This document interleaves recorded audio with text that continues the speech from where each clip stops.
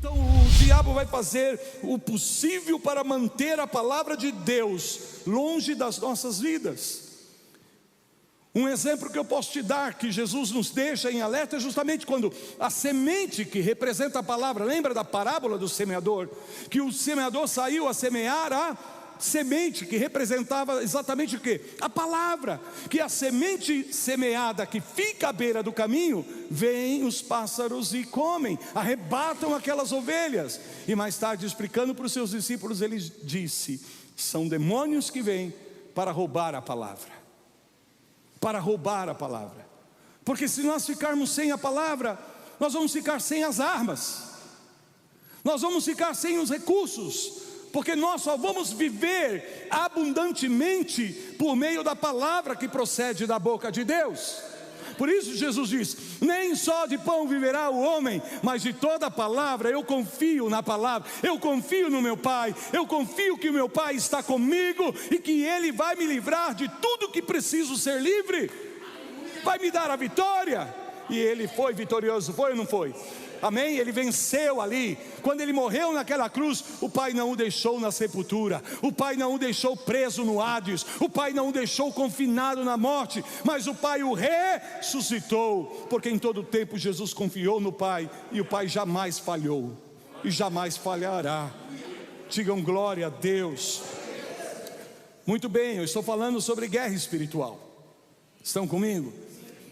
Então nós precisamos entender o seguinte. Abra sua Bíblia, por favor, em 2 Coríntios, no capítulo de número 2. Aleluia. 2 Coríntios capítulo 2. Estou acostumado a olhar para cá, né, para ver o relógio está aqui agora. Amém. Para trás de mim. Agora, no finalzinho da tarde, enquanto eu estava meditando na palavra, eu me lembrei desse manualzinho que nós escrevemos aqui há já algum tempo atrás, já há bastante anos. Foi um dos primeiros materiais que a gente começou a produzir aqui para instrução, para treinamento. E aí eu lembrei que a última lição, são 13 estudos, na verdade, que nós temos aqui desse pequeno manual. Na verdade foi um esboço que eu preparei de cada ensino. E o 13º, que é o último, fala guerra espiritual no campo de trabalho. Amém? Que é o título da mensagem dessa noite. Guerra espiritual no ambiente de trabalho. Quando eu estou falando no ambiente de trabalho, eu me refiro a qualquer outro lugar que não seja aqui na igreja. Amém? A qualquer ambiente, e principalmente com foco na área profissional, no teu trabalho. Então, a guerra espiritual, ela não acontece só nas questões relacionadas à nossa vida espiritual. Apesar de ser espiritual, chamada de guerra espiritual, a palavra espiritual aí significa justamente o âmbito em que essa guerra opera, o âmbito em que essa guerra se dá, não de forma natural, mas de forma espiritual, mas que se expressa, se manifesta no ambiente natural das nossas vidas. E muitas vezes nós não identificamos que o nosso lugar de trabalho é um campo de guerra espiritual. Muitos cristãos não têm o discernimento de que às vezes coisas que estão acontecendo no seu trabalho, que estão acontecendo no ambiente de trabalho, nos negócios, nos relacionamentos, na questão financeira, na verdade muitas vezes ataques das trevas, ataque do diabo mesmo. Por exemplo, não adianta você estar aqui na igreja orando e buscando a Deus a cada dia, e lá fora no teu lugar de trabalho você não consegue vencer, você não consegue avançar, você não consegue crescer. Há pessoas que abrem um negócio, uma empresa, e não conseguem prosperar, e não conseguem avançar financeiramente. Eu não estou dizendo que todas as coisas negativas, que todas as dificuldades são de caráter espiritual. Porém, nós temos que entender que o inimigo faz guerra contra as nossas vidas no campo também do trabalho, na nossa vida profissional, no nosso trabalho, porque Deus tem propósito aí. Deus tem propósito aí. Então eu estava meditando aqui nesse treinamento que a gente deu há bastante tempo atrás. Depois acabou usando esse material para fazermos discipulado, né? E eu vi aqui pontos importantes, princípios importantes que a gente pode resgatar e compartilharmos aqui, junto com algumas coisas que Deus tem me falado nesse tempo agora. Então, eu não vou falar aqui sobre o treinamento, ou melhor, sobre esse estudo, porque nós não vamos ter tempo para isso. Porque eu estou colocando aqui uma introdução, um fundamento. Mas nós vamos trabalhar algumas coisas importantes aqui. Amém? Quantos de vocês têm esse manual? Se não tem, você vai comprar. Amém? Ele acabou de valorizar. Ele custa quanto, Rose? Rose não sabe nem o preço não, você não vende, você dá de graça isso daqui, né? Amém. Tá bom, se você não quiser comprar, você pega de graça lá, eu vou te dar um, se você não tem. Pega lá com a Rose. Rose, distribui de graça hoje aqui. Amém? Quem quiser, dá uma oferta, para a gente poder produzir mais material. Vamos lá, acabou meu tempo já? 9 horas, está acabando. Vamos ler esse texto e nós encerramos. 2 Coríntios capítulo 2, versículo 11. Amém. Glória a Deus. 2 Coríntios capítulo 2, versículo 11. Diz assim: para que Satanás não alcance vantagem sobre nós, pois não lhe ignoramos os desígnios. Amém? Essa palavra desígnios aqui é a palavra... É porque meu tempo agora tem apito também aqui para dizer que meu tempo acabou. Botaram um sininho aqui atrás, o pipipi. Amém? Então vamos lá. Desígnios, porque não ignoramos os seus desígnios. A palavra desígnios do grego noema, que significa pensamentos, aquilo que alguém tem em mente, também tem a ver com propósitos. E essa palavra desígnios, no que concerne a propósito, está falando justamente de estratagemas, de esquemas, amém? Da astúcia que o inimigo usa para alcançar os seus objetivos. Então, o diabo, ele é metódico, ou seja, ele tem métodos. Ele vai tentar alcançar os seus objetivos, e para isso ele vai usar alguns meios. Então, nós não ignoramos os objetivos do diabo. Todo mundo sabe qual é o objetivo do diabo. Sim ou não? E nós ignoramos isso? Não. O diabo não vem senão para... Jesus falou, ladrão não vem senão para... Mas eu vim para que tenham vida e vida com abundância. Não dá para a gente ficar só no matar, roubar e destruir. Tem que dizer o que Jesus veio fazer. Amém? Então ele veio anular as obras do diabo. João fala na sua carta: para isso se manifestou o Filho de Deus, para destruir as obras do diabo. Jesus já se manifestou, e as obras do diabo já foram destruídas. Amém? Amém? Não estou crendo que você está crendo nisso não. Deixa eu falar de novo. Jesus já se manifestou, e quando ele se manifestou, as obras do diabo foram destruídas. Porém, como é que o diabo ainda consegue alcançar vantagem? Porque Paulo não ia dizer: não ignore os desígnios, para que ele não alcance vantagem, se de fato ele não pudesse alcançar a vantagem. O próprio texto responde como é que o diabo tira vantagem.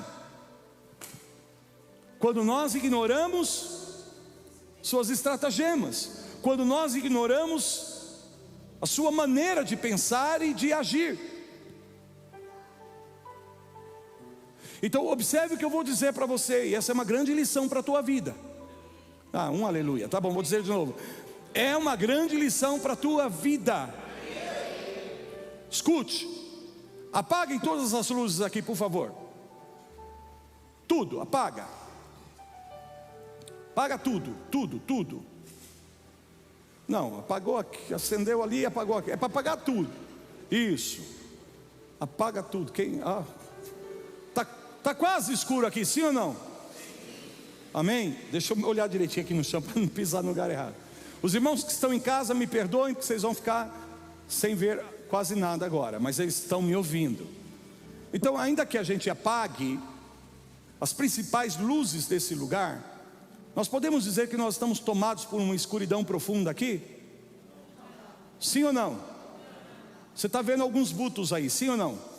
Talvez você não tenha tanta clareza, você não possa ver as coisas com detalhes, mas eu acho que dá para a gente andar um pouquinho aqui, dá ou não dá? Por quê, irmãos? Só vou usar essa analogia que me veio agora aqui. Acenda, por favor, as luzes. As trevas não têm poder inerente nelas mesmas. Amém? As trevas não têm poder inerente nela mesma. O que eu quero dizer com isso é que as trevas só têm poder por causa da ausência da luz. Obrigado, Senhor, por essa revelação sublime. Vou dizer de novo: as trevas não têm poder inerente nelas mesmas. Aonde reside o poder das trevas? Na ausência da luz. Então, nós não precisamos vencer as trevas atacando as trevas. Nós vencemos as trevas expondo a luz. Expondo a luz. Porque a luz nunca consegue apagar, ou melhor, as trevas nunca conseguem vencer a luz, mas sempre a luz, porque há poder inerente na luz. Ao contrário das trevas, que não tem poder, o poder dela está na ausência da luz. Luz é Deus, luz é a palavra, luz é a revelação, luz é sabedoria, luz é entendimento. Meu povo, diz o Senhor, não aqueles que não são povo de Deus. Deus diz: meu povo perece por falta de conhecimento. Não ignoramos. Então, aonde o diabo vai trabalhar? Qual é a raiz da ação do diabo? O engano. O engano.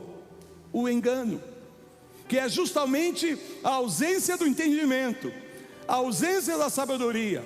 E é claro que eu não me refiro aqui à sabedoria humana, mas eu estou falando à sabedoria do alto, a sabedoria que vem dos céus, que toca as nossas vidas, a sabedoria de Cristo, que nos ilumina. Olharam para Ele, diz a palavra, e foram iluminados. O dia que nós somos iluminados, as trevas perdeu. Fomos transportados do império das trevas para a sua maravilhosa luz. Somos filhos da luz. Somos luz. Portanto, se a igreja não brilha numa cidade, se a igreja não brilha numa sociedade, as trevas vão ter lugar. Se a luz não brilhar na sua vida, é aí que vai haver espaço para as trevas. E é justamente isso que Paulo está falando. Não ignoramos, não desconhecemos, amém? Não vamos ficar numa questão de falta de entendimento. E quantas vezes nos falta o entendimento de que coisas que estão acontecendo na nossa vida e no nosso ambiente de trabalho é porque o diabo está nos atacando, e a gente nem percebe isso. Achamos que é natural, achamos que aquilo acontece mesmo, porque as coisas são assim. Sim, são assim porque havia ausência de luz, mas agora que a luz está lá, obrigado pelo teu amém. Vou dizer de novo: era assim esse ambiente antes da luz chegar. As trevas imperavam, mas quando chega um filho da luz, quando chega oh meu Deus do céu, não é isso que Jesus falou? Vós sois a luz. Vós sois a luz da igreja só? Não, nós somos Qual foi o ambiente onde Jesus mais expulsou o diabo, mais expulsou demônios? Foi no templo? Foi aonde? No ambiente de trabalho. É ou não é verdade? Nos lugares. Não é aí aonde ele expulsou a maioria dos demônios? Aonde você acha que os demônios estão atuando? Na empresa onde você trabalha. Falência, amém? Engano, roubalheira. Você acha que isto é o quê? É a ação das trevas. E nós muitas vezes ficamos omissos nesse ambiente, porque achamos que as coisas são assim mesma e não podemos fazer nada. Não, o Senhor te colocou aí, bendito seja o nome do Senhor, não para que você seja uma vítima nesse campo de batalha, mas para que você possa estabelecer a vitória. Oh, aleluias, porque na medida que você vai vencendo, que você vai prevalecendo, Deus vai mudar esse lugar, Deus vai mudar esse ambiente, Deus vai mudar essas pessoas. Quantos contratos quebrados, negócios que tinham tudo para fechar e de repente, na última hora, o cliente deu para trás, a pessoa desistiu, não vai fechar mais o negócio não aconteceu. E às vezes achamos que isso é tudo natural e não percebemos que por trás disso muitas vezes há uma ação das trevas. Como eu disse, não estou dizendo que tudo é ataque do diabo, mas se houver algum ataque do diabo, eu quero me garantir que ele não vai tirar vantagem, que ele não vai ficar com a melhor parte. Porque tirar vantagem significa exatamente isso. A palavra vantagem aqui, significa topos, espaço. O sentido dessa palavra é, eu me lembro, eu era o menor na minha casa, minhas duas irmãs mais velhas e eu o menor, novinho, pequenininho. Os bifes naquela época não cortavam muito regularmente, né? Então tinha uns bifes que era maior do que os outros. Então os bifes maior, amém? E os menores, colocava lá no prato, para todos comerem. Aí vinha aquela brincadeira, lembra daquela brincadeira? Olha lá que bacana, quando a gente olhava já pegava o bife maior. E eu tinha uma das irmãs que era esperta em fazer isso. Sempre levava vantagem, sempre ficava com o melhor pedaço, com o maior pedaço, com a melhor porção, com a porção mais gostosa, todas as vezes. Eu não vou falar o nome dela aqui, a Márcia, para que de repente ela esteja me ouvindo, mas ela sempre soube tirar vantagem disso, sempre. Essa minha irmã é terrível, amém? E eu, bobinho, mais novo, era passado para trás. Sempre ela levava vantagem, sempre saía na frente, ficava com o melhor pedaço, com a porção maior, com a parte mais gostosa do negócio. É isso que Paulo está dizendo. Nós não vamos deixar a melhor parte para o diabo, nós não vamos deixar ele sair na frente, nós não vamos deixar ele ficar com o que é mais gostoso, porque estamos ignorando. Isso significa o quê? Que o Espírito Santo quer trazer entendimento para você, que o Espírito Santo quer te dar estratégias para você vencer a guerra espiritual na tua vida, para você vencer a guerra espiritual na tua casa, na tua família e também no lugar, no ambiente de trabalho.